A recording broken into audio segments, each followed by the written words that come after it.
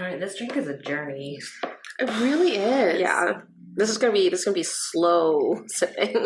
Hello, and welcome to Spooky Sips, where we put our love of horror movies into a podcast and sip some spirits along the way. I'm one of your hosts, Yvette, here with my co-hosts, Laura and Brianna. Hello. Hey. Okay, so we're mixing it up for you this week. Instead of doing it, we're doing Beetlejuice, because Yvette is in town, so we are all together tonight. Yes. Yeah. It will be coming out next time. Mm-hmm. Correct. So we went to the theaters to see the new Beetlejuice movie. Yes. Adorable. You've all probably seen the original Beetlejuice. Especially if you listen to our podcast. Yeah, I would hope so. Right.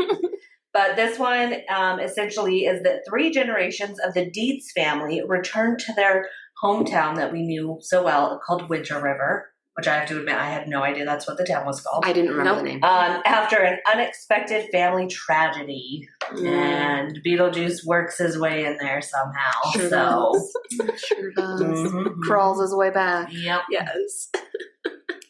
So, initial thoughts. What are our initial thoughts on the movie?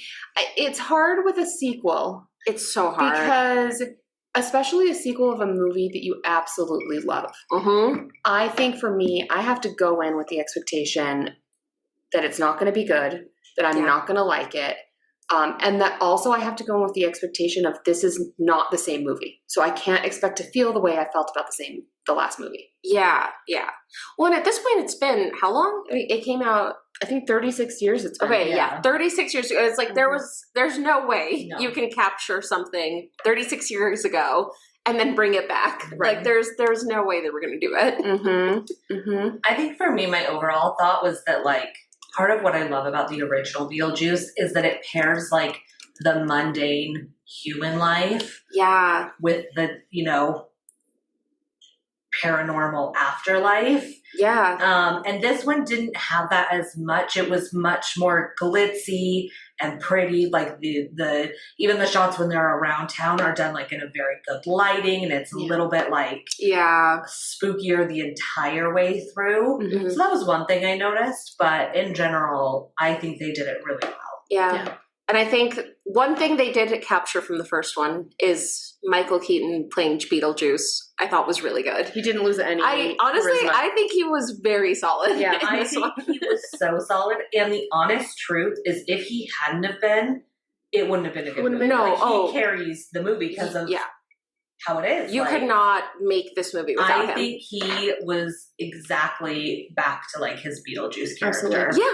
Well, and we talked about it when we did the original Beetlejuice just last Halloween, that he was he made Beetlejuice. Right. He didn't play this character written for him. He improvised so many of the lines. Mhm. So it had to have been that way. Yeah. Agreed. else it And would I think work. it was the same for this one. It was like, again, this is your character. Just go for it. You man. go for it. Also, I swear, again, it's been over 30 years, but I feel like because of how ridiculous the makeup for him was in the first one, to me, he didn't age. Right. I was like, this is just Beetlejuice. I thought the same Like, thing because I was like, wow, they did that really well. Yeah. Like, I don't know if they did any sort of extra makeup or anything, but again, like, because it was so ridiculous, like, he's supposed to look like he's like decaying and like all like the stuff around his face. Like, to me, it was like, he didn't age. Yeah. That was the same guy. I agree. Yeah. Yeah. So I thought that it really worked. Yeah. Yeah. I feel like they also did a similar thing with the first one that worked is having a Beetlejuice be more limited.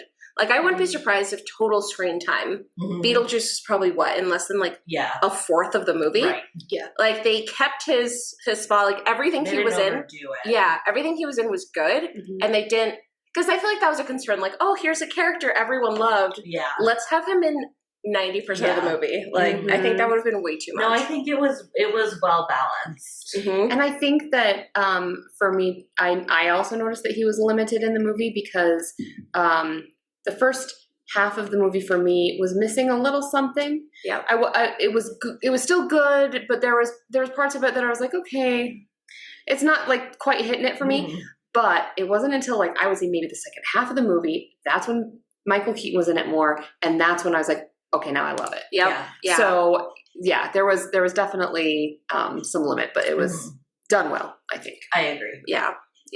So we should say, because we're not going to do like a standard episode play-by-play. Yes. Mostly because we all just went and saw it in the theater and none of us took any notes. No, we just watched it, right? Like, so just remembering things is going to be a little difficult, but also we don't want to spoil everything. Yeah. However, don't listen to this if you're going to go see Beetlejuice. Yeah. Go see it because there will be spoilers. We are going to be talking about 100%. some plot twists in the movie. So I think one thing that was funny that I noticed was, we went to the theater and we're a picky group. We like our theater experience to be, quiet and nice.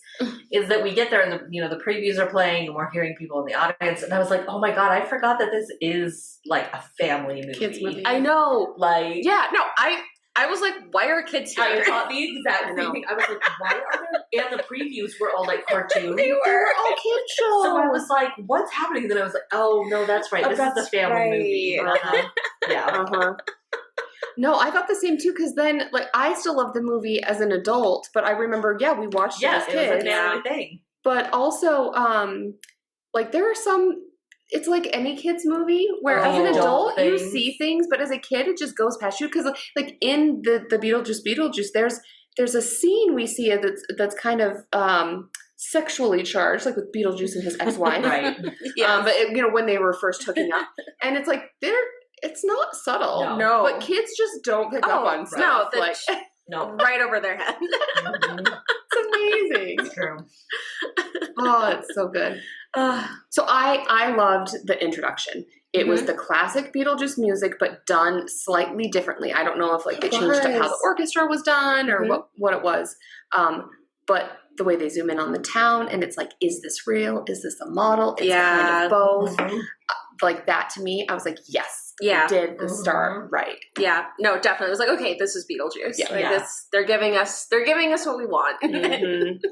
Well, and it's definitely a different experience going to the movies in today's, world, because there's so much they can't keep from people. So you knew who was going to be in it. Right. Yeah. So we should say the people that came back was Catherine O'Hara, obviously Michael Keaton, Winona Ryder. So the main people who didn't come back was the guy who played the dad. Right. Yes. And then Gina Davis and Alan Alec Baldwin. They did not come back. But those other three did. Yeah. Yes. Okay, I feel like we have to talk about the Maitlands real quick, just because, and honestly, I think this is already out there. I'm pretty sure Tim Burton already said what happens to them in an interview, so not at all a spoiler. Yeah. We just very quickly learn that they found a glitch in the book. A loophole. Yes, that let them pass. Yeah. And that was it. That's all we get from them. Yeah, because since they're not in the movie, they do have to explain why they're not. Right. Yeah. I will say there wasn't too much that was a big disappointment for me about this movie, but that one was. Yeah. Because it was just one line in the movie where they were like, oh yeah, or they said, oh, well, where are the Dietzes? Aren't they supposed to be in the house? The Maitlands.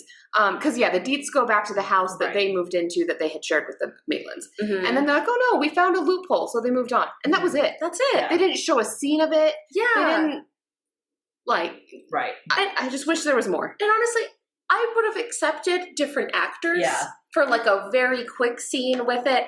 Also, I think you mentioned this after we left, where it's I think I would have been more okay with it if the loophole came back. Yeah.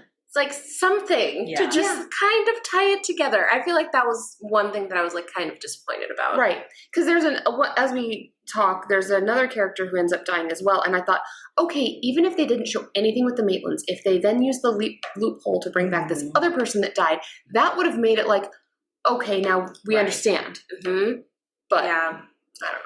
Yeah, I mean, I was not too invested in it. I figured I feel like they made it work.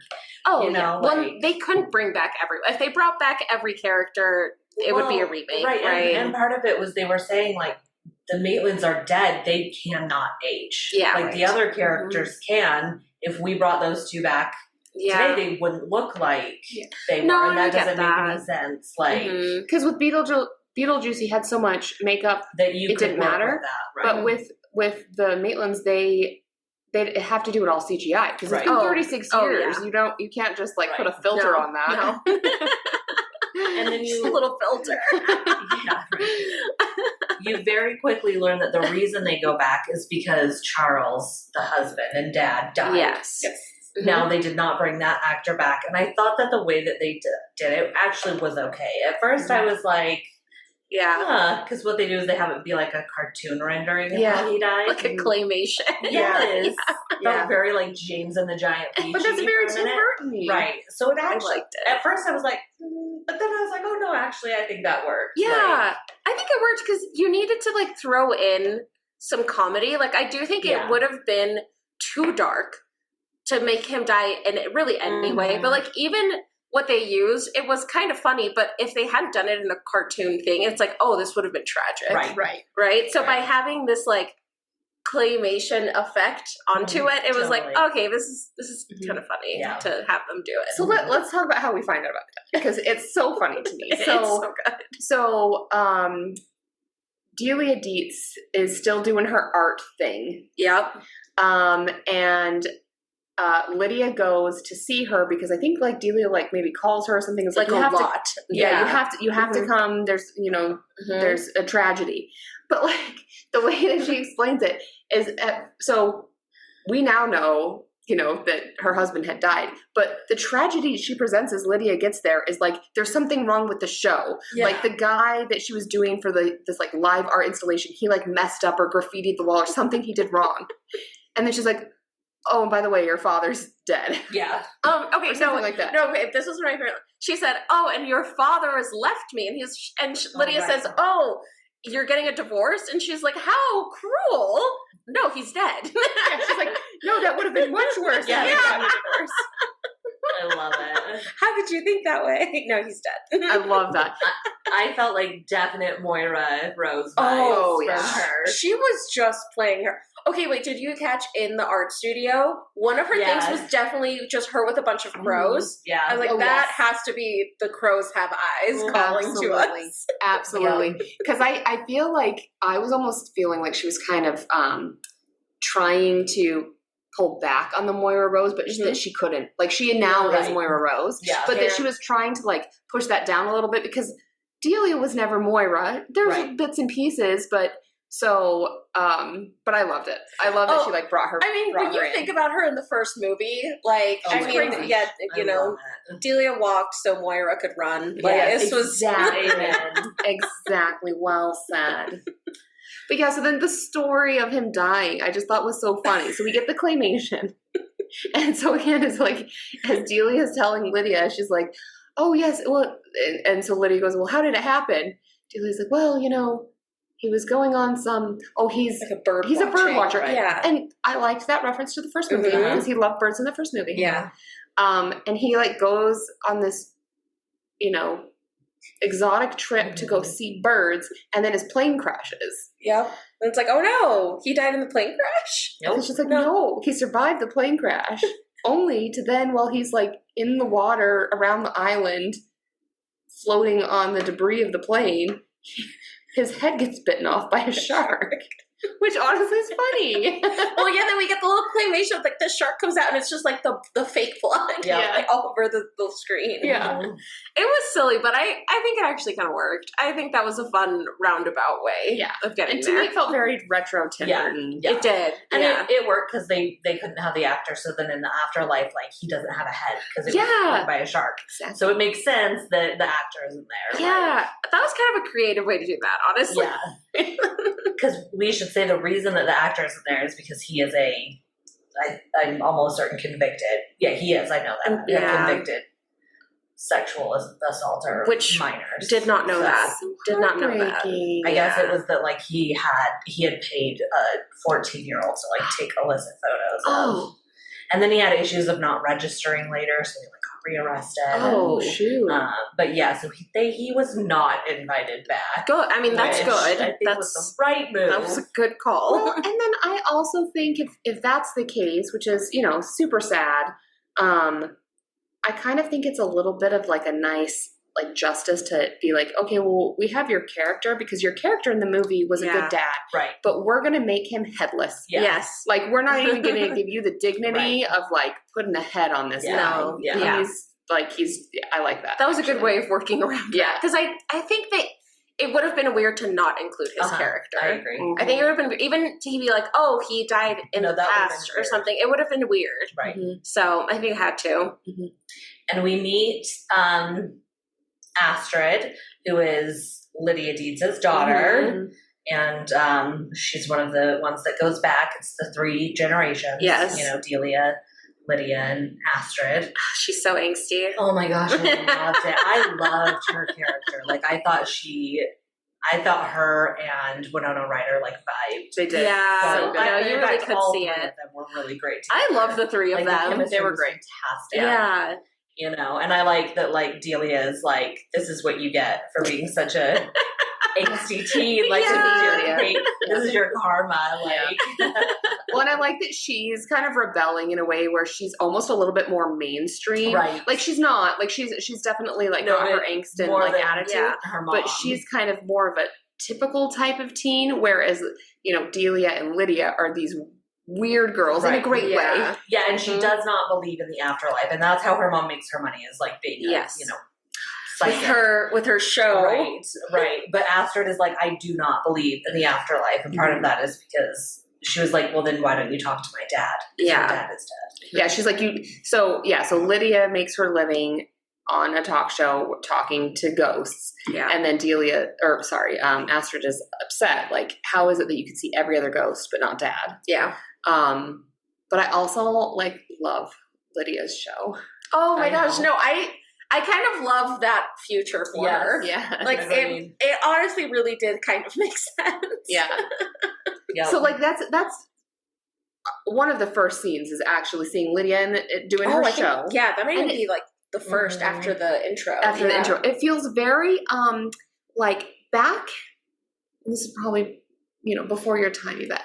Back in the 90s, daytime TV consisted of a lot of like Jerry Springer, Sally Jesse Raphael, like these trash talk shows, Right. and it very much had that vibe, which I appreciated the nostalgia of that. Yeah. But so she's doing the show, and she sees Beetlejuice Yep. in the audience. But then it wasn't actually him, but she got this vision. So she runs to the bathroom, and then she's talking to somebody who's in the bathroom, and then the person turns and they have like a giant like knife coming out of their eye or something like that. So you can tell she's actually seeing ghosts. Mm-hmm. And then we meet her boyfriend. That's Rory, right? Yeah. I think that was his name. Mm-hmm. And you can just tell, and who plays him? What's that character? Justin Thoreau. Justin Thoreau. Yes. Like, you just instantly don't like him. Horrendous He's vibe. like controlling of her, but like fake. And yeah, Just the worst. just the worst. So then they go. They go back, and there's the funeral Right. Yes, we do have to talk about the funeral. with this. That's when we got the song, right? The Yes. Deo song. It But was beautiful. But it's children, like a Children's children's choir. church choir. I loved it. Singing it Beautiful. Loved it. It as was they're beautiful. lowering the body. Mhm. And then Delia, shrouds the house in Mhm. black. Which I loved that. I honestly I love thought that was so fun. I love Like, Delia's character. And Astrid had been, I think you had mentioned, Brianna, she had been in boarding school, but they go to pick her up. right. And I love the scene where when they go to pick her up from boarding school, they've been trying to call her, Yep. and she just is ignoring her mom. Yeah. And then they just go to like the driveway of like the dormitory or wherever she's staying. And I was about to say Moira. And Moira Rose just shouts out, Astrid! It's pretty cute. Your mother just lost her daddy. Yeah. You lost your grandfather. I lost my husband. So good. Amazing. That's so I good. love it so much. Yeah. Oh, okay, well, we have to talk about the other characters that I actually really like. So, new character, Mhm. Willem Dafoe, Yes. is in this movie. Yeah. And he plays like this like B-movie detective. I loved his character. I liked it a lot. I loved him so Because much. I love him. Like, I just thought he did it so well. And, like, I loved his assistant. Yes. That like is always That was holding up my cue favorite, cards yes. for him to read. Yes. All of his like men in shorts. Yes. You know. And his assistant always brings him a little cup of coffee. Like anytime they're anywhere, little cup of coffee that he like crushes and throws to the ground or drinks. Yes. And Danny DeVito was in the movie, which was cameo. So fun. Yeah, he wasn't in it for very long. He was just kind of this little side character. Yeah. He's like a janitor, right? Yeah, like an custodian. afterlife janitor. Okay, tell me you guys like recognized him immediately. Oh, It was like from the back. Half a second, I was like, "That's Danny DeVito." Because I turned to her. It took me a second. Yeah, and I was like, "That's Danny DeVito," and you were like, I don't know. I was like, "It is. I know it is." I'll bet my life and soul. I didn't disbelieve it. I just hadn't realized. Yeah, the minute he like started talking. Oh yeah, I was like, So my favorite new character, was Dolores. Oh, she's fun. Yeah. So and she had a great intro. It was from Danny DeVito. Yes. Yep. So as he's like doing his little cleaning job, he just like bump into the box? Yeah, he just, like, it was like the knocked lost over. and found. Yeah, he just like knocked over. And so there's this ghost who's been in multiple boxes. I believe that's probably the only way they can stop her from doing this bad stuff we learned she does. Right. Yeah. But so because he knocks over the boxes, I loved her intro scene. Yes, me too. So the boxes spill out and you see like a part of a face here and a hand here and a foot here. And then she just like calls them all together, almost like It. Yes, Thing from the Addams Family. They all like crawl together and she just is stapling herself together. Yes. Walking it all into place. Again, it's just so Tim Burton-y because that made me think of Nightmare Before Christmas. With Corpse Bride. Corpse Bride is so good. No, it was amazing. And then she sucks Danny DeVito's soul, and he turns into like a shriveled up little raisin, just a little, a little skin suit. Yeah. And then you learned that I forget what the term was they used for what she does. Like, was it just soul sucker? Yeah, because there was a dirty joke about it that like kids wouldn't get because that's what she's called. And Beetlejuice was like, "Yeah, let me tell you," because like you know. Okay. Well, I thought that was just like an ex-wife joke. Oh, I thought he meant like she'll suck the soul right out of you. Yeah. Okay. Oh, I thought it was like my ex-wife. Oh no, I thought it meant like because he looked wistful when he said it. Okay, it worked multiple ways. Yeah. But yeah, like we learned that she's the ex-wife.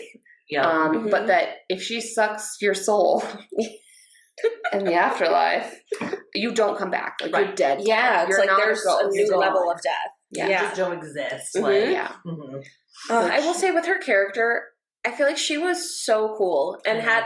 Honestly, I think she was too cool and she had too good of a story. I agree. Because the ending was like, I feel like I wish I could have seen more. If they come out with like, she now has her own movie, I would not be surprised. Because I bet people would like. Or like if it was a prequel, because we could see her story. story. Exactly. I bet before. I would not be surprised if it was like, happens. I feel like they dropped like too little. It was like, she was in this death cult that like, and it's like, whoa, okay, tell me more about that. Don't like, my don't breeze past that. Like her, just like the way she looked, her like aura. So, I mean, that was a sexy, demonic woman. Yeah, like absolutely. I just was like, I would like to spend time with you. You can suck my soul if you want. I don't care. Like, she was amazing. Loved her. Who was the person that played her? I didn't recognize her. Oh, she's definitely been in something else. I hadn't. Let's see, Monica Bellucci.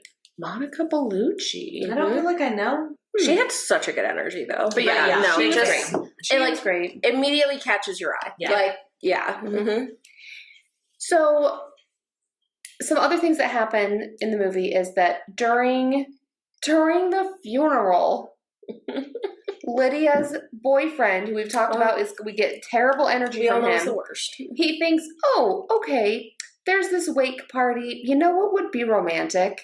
Let me propose to my girlfriend during her father's funeral. It's so awful, and you can tell that she doesn't want to. Yeah, he's just a snake, and you can tell. Yeah. Oh, I mean, the gaslighting is so strong. Like that. Oh, I love it. One of the first scenes with the two of them, like Lydia and her boyfriend, is like she's panicking in the bathroom after seeing Beetlejuice, and she's like trying to calm down. And he like, it's like, oh, like when you feel like this, like it's almost as if like I feel like this. Yeah, you're hurting. So me. you're hurting. Yeah, you're hurting me by you acting like. He's awful. Gaslighting is He's the strong actual in that worst. one. But he wants to get married in 2 days on Halloween. Because it's her favorite holiday. Although, he's ruining it for her. Right. Yes. And then Astrid meets a boy. Because she leaves that situation. She's Yes. like, I can't handle this. I'm going to ride my bike and get away from you. And she crashes into a yard where there's a treehouse. And she meets a boy. I don't even remember his name. His name was Jeremy. Gross. I hate that name. Sorry if you're out there. And your name is Jeremy. I think it's a terrible name. I used to hate that name. The only time I like that name is when it's in reference to Jeremy Bearimy, which if you have ever watched The Good Place, The Good Place, you know. So I can like it because of Jeremy Bearimy. But yeah, and it's cute. We'll learn more cute. later. And you learn like he is cute. Yeah, like I'm like, oh my gosh, like they're in a tree house, and she's talking about how like she hates her mom. She's so cringe, and he's like, no, your mom is cool. She's famous. And he invites her to come back on Halloween and like hand out candy. So yeah, I mean, there's things that happen, but fast forward to Halloween night. The wedding is supposed to take place at midnight. Of course. Yes, of course. The witching hour. The witching hour. So at this point... is midnight the witching hour? I don't know. Because that sounded wrong to me. I feel like I thought 3 a.m. was. Yeah. I thought it was like... That's when all the hauntings happen. Right? Isn't it like... Yeah. Is that right? I feel like I should know. We're going to Google this right now for you live on... By the way... I found out that Daybreak has a witch, and she is performing a equinox ceremony that you can just go to in the park on, the fall solstice, and she will perform a witching ceremony. I love her already. You have to go. I was like, I am so happy. I had no idea. I love this. According to Google, the witching hour is definitely 3 a.m. Yeah. Right? Okay. But also that guy's a doofus. But you know what? I actually think that's perfect for him because, like, of course he wouldn't understand. Right. Yeah. Right. So, but before the wedding is going to happen, Astrid goes to meet her boy toy, Jeremy. And so, again, spoilers, but we already told you guys this. So, Lydia drops Astrid off. Right. Astrid goes into the house, and Jeremy and her kind of pass by her dad who's watching the TV, and then his mom who's in the kitchen.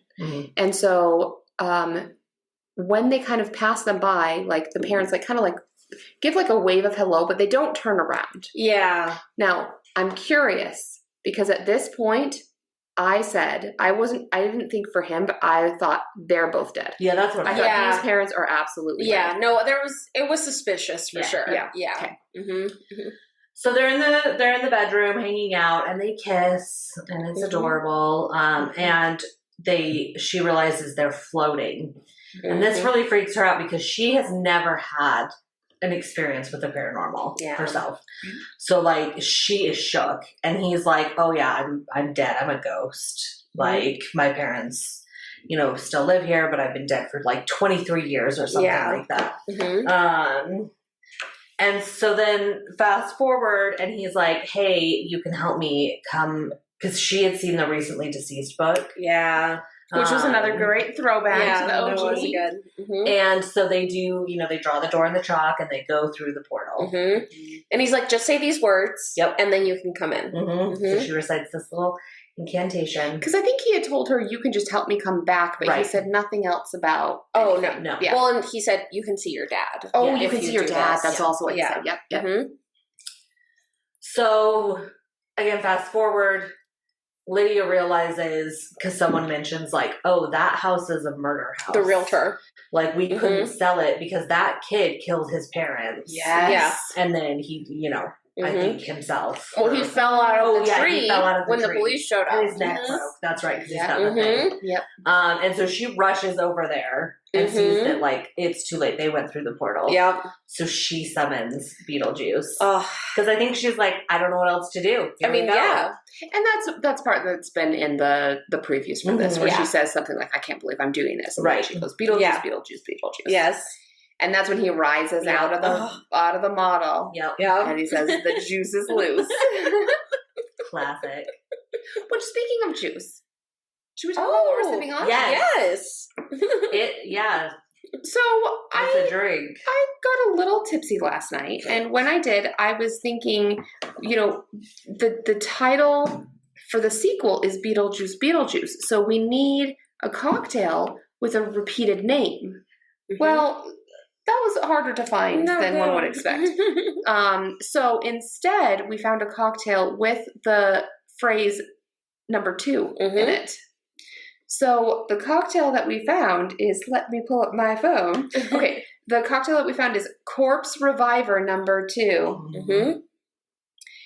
It's 1 ounce of London dry gin, or whatever gin you want. 1 ounce of, the recipe calls for Lillet Blanc. We did sweet vermouth. 1 ounce of orange liqueur, 1 ounce of lemon juice, and a dash of absinthe. And so that is the Corpse Reviver number 2. Yeah. Thoughts on the drink? And then, we just shook it and did it over ice. Yes. And I think the ice helps. Yeah, I would have not liked this if it... I'm weird about drinks. I prefer them cold, like alcoholic drinks. Yeah, 100%. So I think it actually didn't say over ice, but we did it over ice. It's an experience. It really is. It unfolds. Yeah. You got to take your time with it. It may not be for everyone. No, like every ingredient that Laura just listed, you can taste every single one in a row, not all at once. Right, that's the thing. They don't happen at once. It's a journey. They happen sequentially. No, yeah, which is bizarre. The lemon hits you first, and then it goes away, and then you start getting all of the other, and then it goes away, and then you get the gin, and then it goes away, and then it finishes with the licorice taste of that. The absinthe. I like it. Yeah. So Laura's on her second. We're still on our first. Working. But give it a try. Yeah. I think it would revive you. Yes. Definitely. Juice is loose, baby. The juice is loose. So he pops out and it's epic. It's just like the old school vibes instantly. Yeah. He's so good. And he says, like, I'll help you if you marry me. And he like pulls a contract out, like a ready immediately. Because when he was in the afterlife, he worked like a desk job, and he had a framed picture of her as a teenager on his desk. And he even talks about like long distance relationships are hard, especially when one of you is dead. And he's like completely still into Lydia. Yep. Also, he needs to escape his now escaped ex-wife. Yeah, the soul sucker. He was running soul from. Sucker. Yes. Because So she knows that, the only way to save her daughter is she's got to go into the afterlife. So she signs this contract with Beetlejuice. And they bust in, they break in. They go into the afterlife. And they're like on the chase. And, we've got the waiting room from like the original with the desk girl. It was a different desk girl. She was in like a hot dog on a stick. That's costume. Yeah. Yep. I love the woman in the waiting room that was there with all the cats. And like she's got like chunks of her leg where it's like just clearly been eaten down to the bone, and like the cats are just like feasting on her. And I as a cat lady, I thought that's amazing. I love that. One of the things about the gore of this movie is that it is very cartoonish. Yes. Like the cop actor, it's like a very fake rendition of an open brain. Yeah, it's like Blue. Yeah, I think that's because like it is a family movie. Like they don't want the gore to be realistic. But the cat one, I was like, ugh, like it was gross. That was gross. I loved it. Loved it. So I don't know, I'm trying to think of like kind of the sequence of how it goes. We've got all the stories swirling because the cop actor is after Dolores. Yes. Yep. Jeremy and Astrid are going through immigration. Yes. Right. And then Lydia and Beetlejuice are trying to find them. So Yes. all the things are kind of happening. And Delia is also part of this. So she's decided that she wants to honor her dead husband. And so she has found some ritual from some culture where the woman goes to the grave of her beloved that has passed and does this dance or song or something with these venomous snakes. Yep. But don't worry, she, on the internet, found some snakes that have had their venom removed. Yeah, they're defanged. They're defanged. Oh yeah, they're defanged. So she has them in like a Tupperware or something. And so she goes to the gravesite of her dearly departed and she opens up the Tupperware and the bright red snakes instantly just go for the jugular. Just right to the neck. Bites on either side of her neck and she dies. She instantly dies. And she Straight wakes up to in the waiting room. She wakes up in the waiting room. And she's pissed. She's like, there has been a mistake. And she's such a Karen. Yeah. Where she's like, I need to speak to someone. There has been a mistake. Yeah, she's like, I have global entry. Right. Is there a lounge? I loved her. I love She it. is desperate to get this resolved. But no, she's dead. You can't undo that. Yeah. And then we learn from Beetlejuice that Jeremy took Astrid because the deal is you can sacrifice a human swap. life. You can swap. So the Beetlejuice is like, we got to get there because he's gonna take her. And I think it's not even just that you swap; it's that a person in the dead world can go back to the living world, but then the person that they swap with from the living world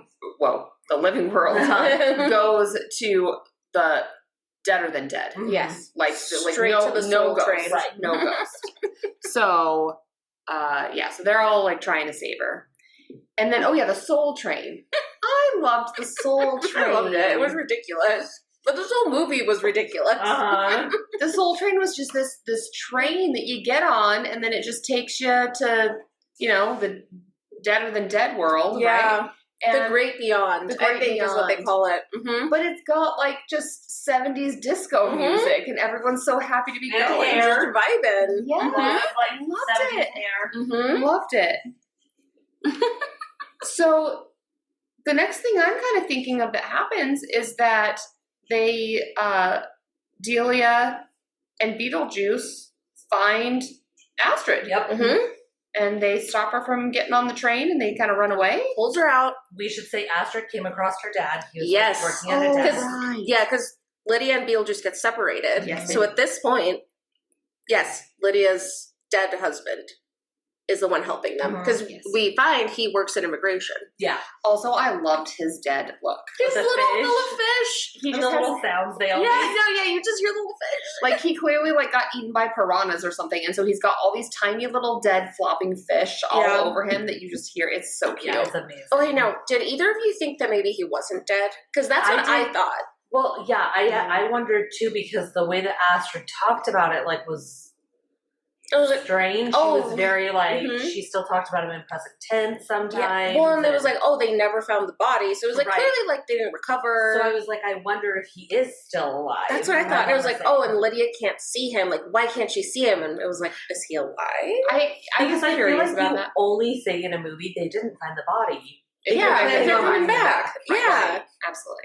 Yeah, I was surprised. Yeah, I bet that was the twist. Yeah, is that he actually is dead, which in this movie makes him easier to find. Right, for these people. So that's the twist. Yeah. So they have the cute little family moment, and he helps them escape.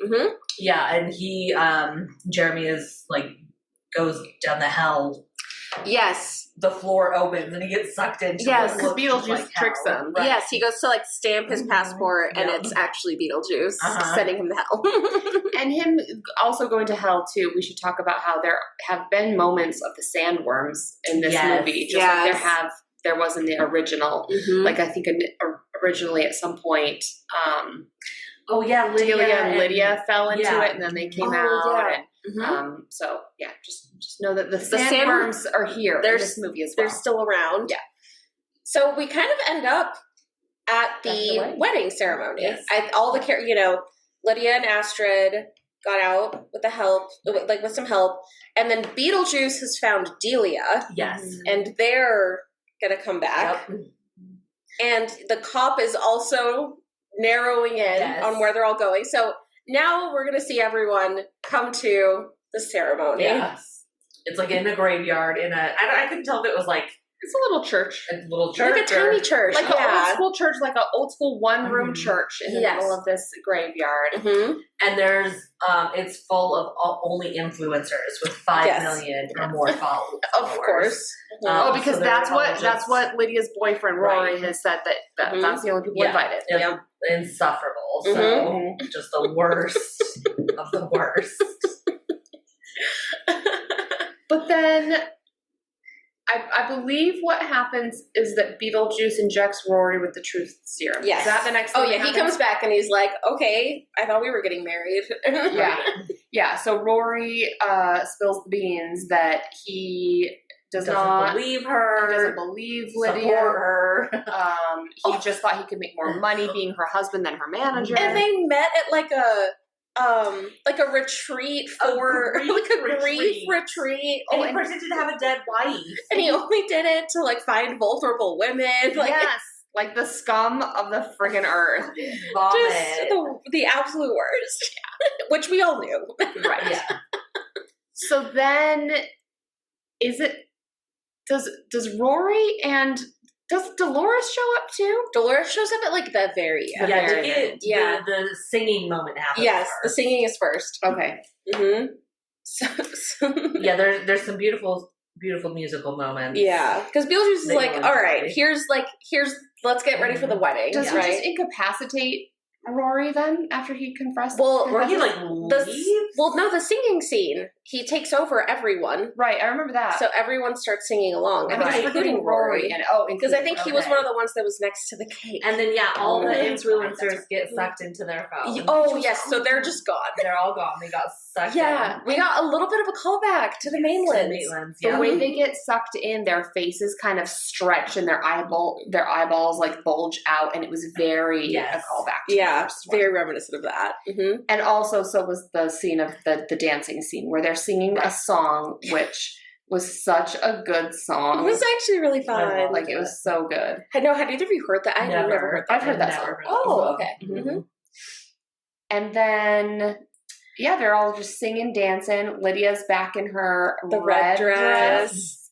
The cake is this huge cake that just gets this, like, green goo falling on radioactive, toxic because the song is about it's raining. Yeah. And then I don't remember who comes in and like voids the contract and is like, that's this like isn't real. The very, very, very end of the movie. Mm-hmm. I'm pretty sure. Yeah. Mm-hmm. Okay. Yeah, it's Astrid that says it's not void. Right. Mm-hmm. Well, yeah. So the dance scene happens, and then as they're about to get married, Dolores comes in. Yes, and she goes to confront them, and that's when then Astrid is like, "Oh wait, this contract is null and void because you are not allowed to bring Lydia with you into the afterworld." Right? Oh, see, I thought it was after everything. He was like, can we still get married? Okay, so it was then. Okay. Yeah. Mm-hmm. And then, so either way, they can't get married. Dolores is here. Works out. And then Astrid had remembered reading through the pages. Right. And opens a door. Yep. Calling back the sandworm. To come get our friend Beetlejuice. Yes. Yeah. Well, Dolores and Rory. Dolores and Rory. Yeah. That's right. Yeah. That's right. So Dolores and Rory are the ones that get eaten. Mm-hmm. And then the cops show up after everything. Just a moment too late. Yep. Because Beetlejuice is like, tells them, they show up before, and then he says, freeze. And that's when everyone freezes while things are happening. Yeah. So... And then I think that's when Astrid's like, "Oh, your contract is void," and so Beetlejuice he blows up. It reminded me of like Willy Wonka and the Chocolate Factory. The girl that like inflates like a blueberry. Yeah, He inflates like a little balloon and just pops. Yep. And then it seems like almost kind of like ash falling down. But then there's like a little remnant of Beetlejuice. Yeah. Poor Beetlejuice. And we learn that Delia cannot stay. The cop takes her back. Yeah. Because he's like, no, I'm sorry, you really did die. Yeah. You're still and it's dead. a sweet moment. I Yeah. actually thought it was a sweet moment With the where they, generations of women part their ways and they tell her they love her. yeah, and earlier in the movie the dad had like really emphasized to Astrid like take care of your mom. Like you guys are here for one another. So at this point in the movie, like it's sweet. It's very cute. Again. Like and she's like, I'll come back to haunt the shit out of you. It's fine. Oh yeah, that was my favorite. She was like, don't worry, we'll be back. Dad and I will be back. We'll be back. I love that when Delia meets, it's Charles, right? When Delia meets Charles right outside the Soul Train, and he, again, has no head. Nope. The shark ate it. And she like sees him, it's like, Charles, it's like, look what happened to me. And it's like a little snake. Tiny little she has these tiny bruises on the side of her like the side of her neck. Like, what happened to me? That you can barely sit. Amazing. Oh, it's so good. And he's like, because not only does he not have a head, but I love the thing they do, the effect they do in the movie where it's constantly spewing the blood. Yeah. So it's like his aorta is pumping. Yeah. Like that's how he like talks almost. So good. It's so gross. It's so good. And that's it. Well, and then I did kind of like this ending too, where it seems like a nice, neat wrap up, but then Delia keeps having these nightmares. Or Lydia. Lydia has these. Their names are too similar. It is. It's too similar. And they're not really. Lydia. Like Delia, Leah. They both. Lydia. You tell them. No, I think you're doing great. You know what? You tell But them. it is Lydia. I know it's Lydia, but no, she has dreams about like Astrid has a. So Astrid is like, so her first dream is that Astrid is in this like very white, sterile like hospital, but behind like glass windows, and she's giving birth, and she's met some new man that's like there as her husband, and he's they travel to the places she wanted to travel to with her dad. Right. Yeah, she's this man, and then she gives birth, to this baby Beetlejuice that we had seen earlier. We had seen him earlier. It is horrifying. So good. So upsetting. It's like this really creepy baby. Yeah. I hope they make it into a doll because I'll buy it. Oh, it's yes. like the size. 100%. It's like the size of a baby, but with a grown man face of Beetlejuice, but slightly also it's very disturbing. It's unsettling. And I do love because they totally this made me think of my cat. Because Beetlejuice gets birthed, this Beetlejuice baby. Yeah. But then there's like a fly in the room, and like the baby is like chasing the fly and like jumping onto the ceiling. And I was like, oh, that's my cat. Yeah. And he's in like a little Beetlejuice outfit. Yeah, of course. He's fully dressed in a suit. A Beetlejuice suit. And then she wakes up from the dream. Right. But when she wakes up from the dream, she turns, and who's laying in bed next to her? Beetlejuice. Yep. And then she wakes up from the second dream. It's like a dream in a dream. Yeah. Poor Lydia. See, I got it right that time. She'll never escape him. Beetlejuice will never escape Dolores the same way that Lydia will never escape Beetlejuice. That's true. But I think once the sandworm gets you, you're done, right? I guess we don't know. I don't know. Could have swallowed them whole. Yeah. I guess they might be in there. We'll just have to wait 36 more years to see what happens. I guess. Yeah. So we'll see. Yeah. So good. And that's the end. There. In case you are going to see it and you decided you don't care about spoilers, there's no post-credit scenes, so you don't have to wait around. Right. We did. Right. Yeah. Well, you never know. And I feel like of all the genres, horror is the... Why did I say it like that? Horror. Well, that's not normal to me. But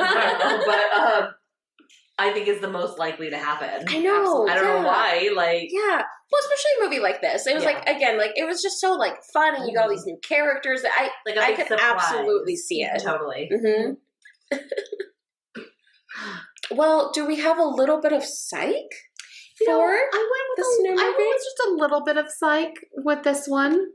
Not necessarily about the movie itself, but about us in our movie watching experience. Okay, you're getting maybe a little too meta. Interesting. No, I love this. So here's what I decided to go for psych is why do we watch sequels? Now, before you get too into it, Yes. Just remember, kids, she is a real doctor. No, just kidding. She's not a real doctor. And the baby Beetlejuice was not real either. Thank goodness. So don't you fret. Oh, that was cute. Although I want him. But yeah, so my psych is just in talking about why people, why sequels happen, why they're a thing. Why do we like to watch things over and over? I am really interested in this because Yeah. this is, it makes so much money. That's why we do it. Mhm. Yes. So but Yeah. why? But it's more than, so Right. the money thing is a thing that It's came up. secondary. But really that's not the main thing. Well, no, it's Yeah. because we do it that they make money. I mean, So yes. why do we do it? Yes. Exactly. Mhm. So at first I was like, well, this is kind of an obscure thing to look into. Like there can't be a lot about this. Like not only has there been one, but from a quick 20-minute Google search, 2 books written about this. Nice. Damn. Full on books. Full book. Nice. Okay. Yeah. So the first one that I found was called Film Sequels, Theory and Practice from Hollywood to Bollywood Oh. Here we go. by Carolyn Jess Cook. How would you pronounce Cooke? Cook. Cook. Mhm. And then the next one, which really spoke to me, Or was Kooky. called, or Kooky, was called Comfort Sequels, the psychology of movie sequels from the 80s and 90s. Yes, Yeah. there it is. That's the one. I mean, honestly, Emily Marinelli. it's like, oh wow, that's so specific. It's like, no, that's every movie. That's every That's movie. every movie they've remade. Yes. Well, and Here there's we go. something about movies from the 80s and 90s that it doesn't matter the generation that you're in. Oh, no. People have nostalgia There's for. something about that. I mean, What how time do you How many have realize? we watched from that era? Oh, 500. Oh, Right? so many. Like, yeah. Because even though there's been great ones made since then, you don't have that same Mm-mm. nostalgic vibe. It like gets deep Yeah, in your yeah. soul. It plants a It was little different, seed in yeah. your heart. Yeah, exactly. Yeah. So the word sequel comes from Latin sequi. I mean, we did get some Spooky. Latin in the movie, so Oh yeah, you're we kind did of get tying Latin it in the all movie. back I in. forgot about Mhm. that. Which means to follow. Mm. So here's the appeal of sequels. They provide this sense of familiarity and comfort to viewers. Mhm. It's kind of like myself, and I know Brianna, that you can tell us if you do this too. Like we watch the same series over and over again. Oh, it doesn't matter. It's absurd. We have like 4 to 5 series that is just, we're just going to watch them over and constant over. rotation. Yeah. Mhm. And it's a similar vibe to sequels as Mhm. well, because it's like the same characters, Yeah. the same vibe. Mhm. Mhm. And we like them because they can be predictable. Mhm. Yeah. So it has a term. It's a parasocial relationship Well, yeah. that we have with the characters. So that means that it's this feeling that we have, and it's this one-sided relationship we have with the characters in the show, that it satisfies some of our emotional needs, Mm.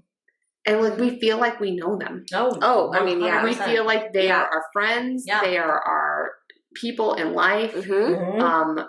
I'm rewatching a show now, and I know what's going to happen, and yet I know I'm going to bawl my eyes Yeah. out when like the thing that's going to happen is Yeah. going to happen. Oh, Like God. Uh-huh. Is it Jane the Virgin? it is Jane the Virgin. Because to me, just thinking about it makes me cry. It's like, oh, on the rewatch, I'm going to be fine. It's like, no, now that I know what's going to happen, I'm actually going to cry more. Yes. I love those. We've talked about this on the We podcast should- before. You know what? We should just have an episode about Jane the Virgin. Okay, second podcast, Yeah. Jane the Virgin rewatch. Yes. Such a good show. Yes. So Oh, good. it's so good. And so yeah, I'm rewatching it right now, and I can't not. And I just, I'm they're my people. Yeah. Like Yeah. I have relationships with these people. I know. Yeah. Yeah. So yeah, just in general, you get these feelings of nostalgia Mhm. with certain movies, and then a feeling of safety Oh, because like you know them, you're familiar with them, You know trust what's going to them. happen. Mhm. Yeah. And it also, when you have sequels, it allows you to relive the positive feelings that you experienced with the original. Mm-hmm. Yeah. Yeah, because like sometimes I feel like what I'm craving more than the show is like how I felt when I watched it. Exactly. Yeah, I get Like that. that's what I'm seeking and trying to like what I'm chasing Yeah. is exactly. that more than the actual show. So really the point of it is to fulfill these emotional needs, which is like sounds kind of silly because it's a movie, it's a show. It's a show, but it fucking does. It's more. Okay, No, it's more than it gives you comfort. It also provides the sense of control. Yeah. Because you kind of know what to expect. You know the characters, or like what's going to happen. But also it connects you with your past. Yeah. So in addition to kind of like just having that familiarity, it allows you to kind of go back to the prior you that you were when you first were watching this movie. I honestly never thought about that. Like, to me, it was like comfort. It's like, because I know the characters, I know what happens, I know it's good. I never thought about it that way. There's a link. Like, you're connecting to when you first watched it. Yeah. And there's a link to your former self. Yeah. Because in one of the types of therapy that I've learned about, one of the things that spoke most to me was this phrase of something about you has always been you throughout your entire life. Like there's, no matter how much you've changed from the time you were a baby to the time you're, mid to early 30s, something about you has always been you. Yeah. Which like you almost can kind of distance yourself from yourself as a kid because like that's not the same person. Oh, that was a kid. That was a kid version of me. But no, there's been something that's you the whole time, which is kind of like pretty meta to think about. No, it really is. And I think a lot of times it can also be like a connection to other people. Yeah. Like I know, for instance, like when I watch American Horror Story on my own, it like elicits like us three watching it together. Yeah, like that's the feeling that I want to feel Yeah. again is that connection with others. Yeah. Yeah. So this kind of can relate to both watching the same thing over and over again, but also sequels. Just some kind of technical terms for what happens to us. One is the exposure effect. So the more you are exposed to something, the more you might be inclined to liking it. So, we've seen Beetlejuice, we've seen Lydia and Delia. We see them once. Okay, we see them a second time, like them a little more. The more you're exposed to them, the more you might be drawn in to liking them. Yeah. So I think that for sure, for me, some of my favorite shows, when I first see them, I don't like them so much, but the more and more you watch them, because you have that parasocial relationship, you start to love them more. Or with a sequel, I already know I like Lydia. Oh, for sure. When I see her in the new movie, like I already like her. So I know her. Yeah, exactly. Sometimes people refer to the Mr. Rogers effect. So it's this thing that they actually have studied with kids that watched Mr. Rogers. He does the same thing in his show. He goes in, it doesn't matter the color sweater, he takes the outside sweater off, he puts the inside sweater on, he does his shoes, he sings a song. And something about that repetition allowed children to feel safe and comfort so that they bonded with him on the things that were new in the show because they had that routine with him as well. Yeah. That's so interesting. This makes me think of, I was reading this article and it's so touching on what you're saying because it was talking about why we watch intros when we have the option to skip. Yeah. Like it was fascinating because it was saying a lot of people choose to watch the intro because that's what ties them to the show. So even if they're watching 5 episodes, like that repeated identical intro is part of that show that they're connected to, so they choose to watch it, not skip it. That's that's super interesting. And you are a person that it doesn't matter. Brianna will always watch the intro. Every time. If you ever try to skip an intro, she says no, it's part of the show. It is part of the show. Yeah, I skip intro so hard. If the skip intro button isn't on there, I get mad and I skip the intro anyway. I will click the fast forward button. I vacillate. Like sometimes I like the intro, but sometimes if it's not a great intro. Particular, like for instance with Friends, if you're gonna binge and watch a few episodes, you only have to watch the intro the first time. Yeah. The exception to that is season 10. If you're watching season 10, you have to do it every single time because it changes. Because that's the last you're going to get of them, so you have to savor it until you start watching the show from scratch and then intro every time. I sometimes, if I'm watching like a new series, I watch the intro the first. Oh, yes. And then skip it, but then also the intro the last. Yeah. Yes. Gotta do it the last. No, Okay. I do the same. No, yeah. I need to watch it the first time, and then the very last time I'll do it too. Mm-hmm. Mm-hmm. Okay, so another effect is the principle of least effort effect that goes into why we like sequels or repeated shows. So you might hear that title and think, oh, that's just calling us lazy, right? Like we're trying to do the least effort, but actually it has a very useful evolutionary purpose. And really what this means is if we know the characters already, even if it's then a new movie, or we know some themes, but then it's something new, or we watch the same show over, it lets our mind actually relax more while we're being entertained. I believe that. So you just, the least effort you have to put in, it lets you relax more, and then you save your energy for stuff that is, more crucial to your survival. But really our brains are kind of hardwired to have that familiarity so that we can just kind of chill and veg. Yeah. Which I totally get. Mm-hmm. Also, choosing something new is stressful. Oh my gosh. There's so much. A lot of pressure. There's so much. And I feel like in the age of streaming, because so many shows have all episodes out, it's I don't know, can I commit to 7 seasons? Exactly. I don't know if I can. Mm-hmm. So you can choose something and take a gamble on the fact that it's going to be, good, but maybe it's terrible, and then you've just kind of wasted your time. Yeah. Or you can choose something you like, you have this investment in already, and just watch it again, and your mind can just relax more. So that's a big reason why we want to do it. Especially for Laura and I, we watch America's Next Top Model all the time. And I swear to God, every time we're surprised. I act like we don't know exactly what's going to happen. So good. We've watched it at least 12 times. It's so good. And yet every time we're like, wait, who goes home this week? Honestly, so problematic. Some of the episodes. So bad. But they're bad. So good. Yes. But, you have to just realize to smile. Ira, what are you talking about? Although it takes her until we're in season 10. It takes her until season 14.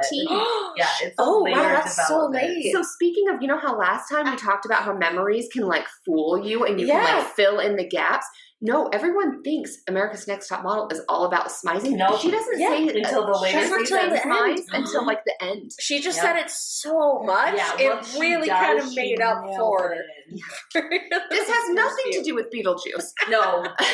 But in a way it does. We're going to watch Jane the Virgin and then end with America's Next Top Model and have an entire podcast. Yes. Love it. Episode. Love it. We should just do an episode just for that. Yes. Let's throw a weird one out there for everyone. It could be our Patreon. Yes. I love it. I love it.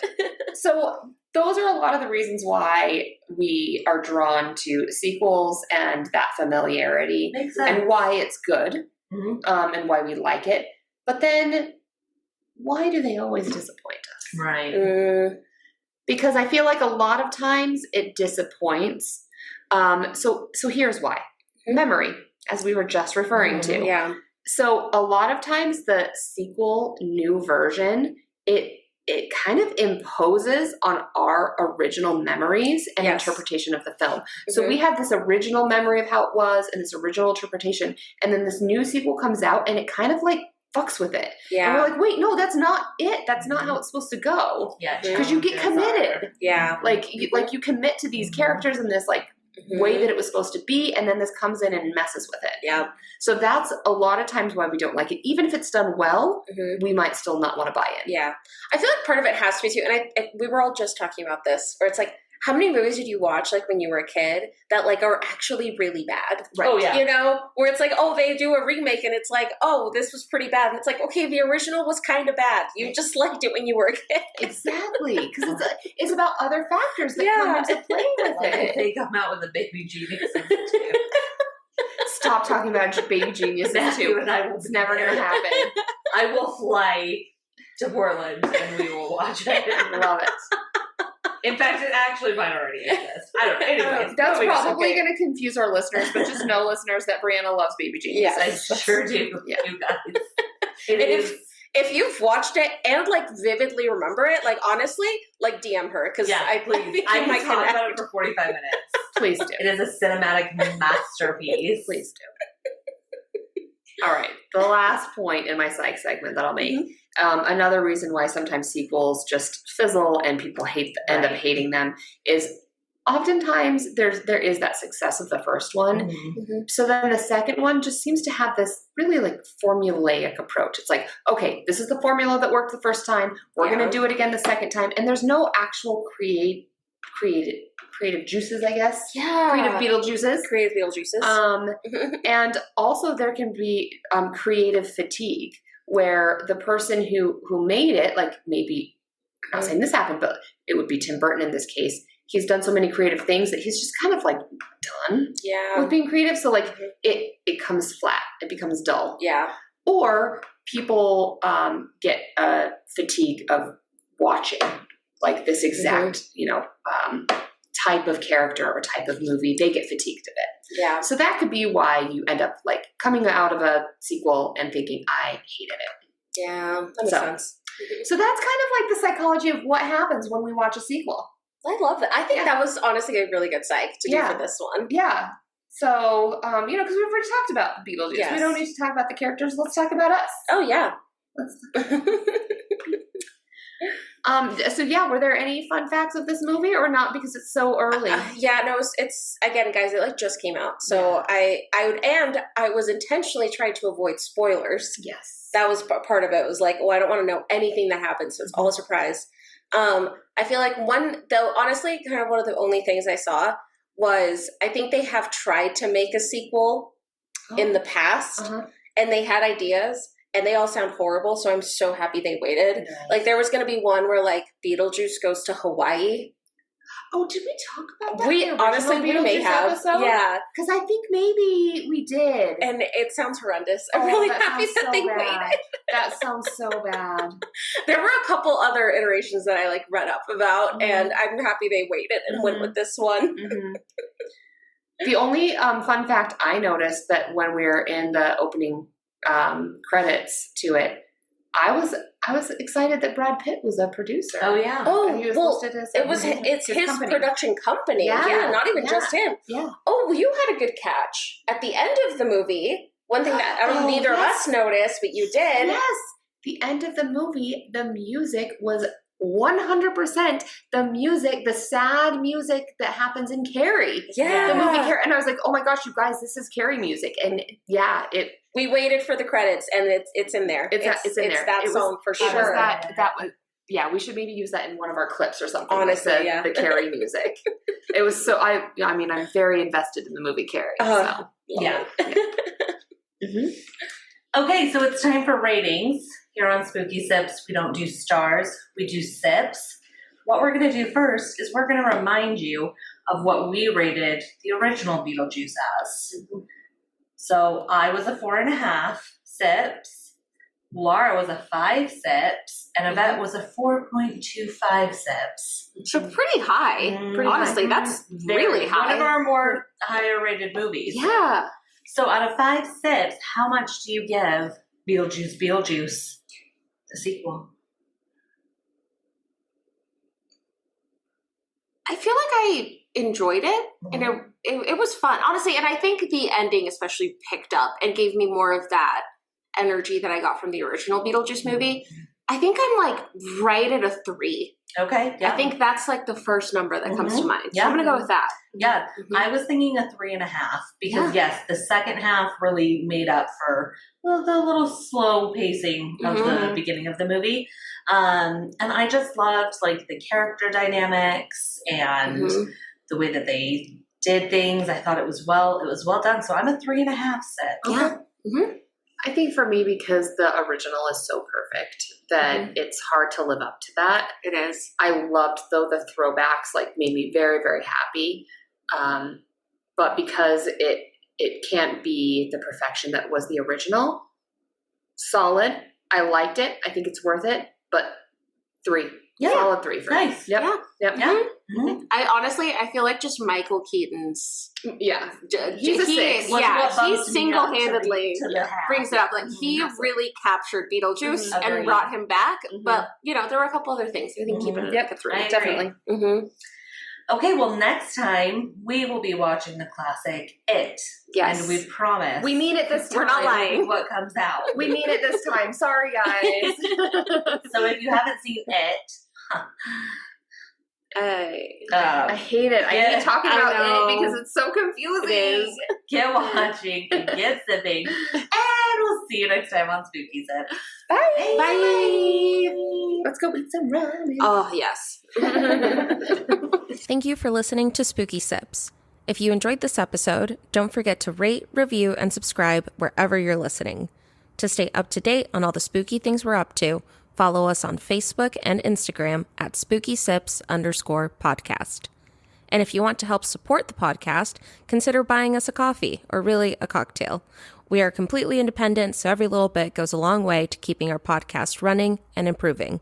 Thanks again for listening, and we'll see you in 2 weeks.